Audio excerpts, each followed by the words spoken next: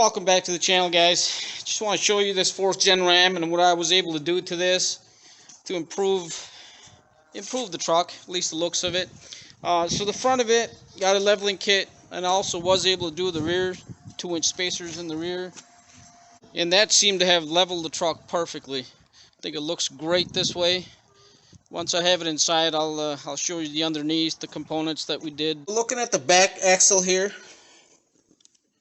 this is what we did to raise the rear end. It's a 2 or 2.5-inch spacers, which go right underneath your coil springs. Original shocks are used. Now, if you are going to be doing some off-roading, some weird articulation stuff, I would recommend a longer shock, because these were kind of trouble to get them in. But it's doable. What does help is if you have spring compressors to go around the springs and compress them. It's the only way you're going to get these in.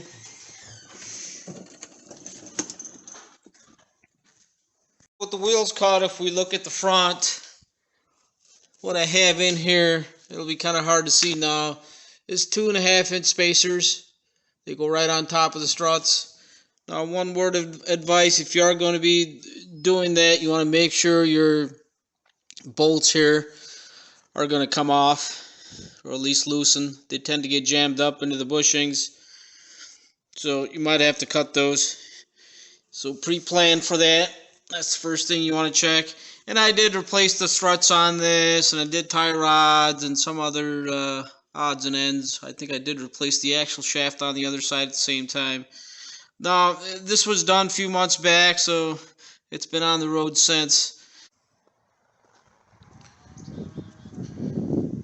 And you can see this side of it.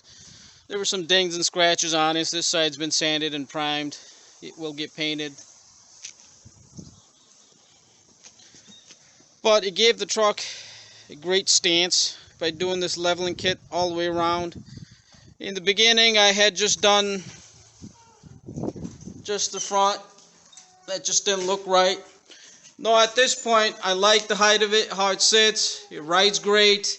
Now I think I want to put some wheel spacers on it and give it a stance. I want to widen the wheelbase a little bit. I think I'm going to try the 2-inch. I've done 1.5 on these and they look great. I'm going to try the 2-inch on this and see how it looks.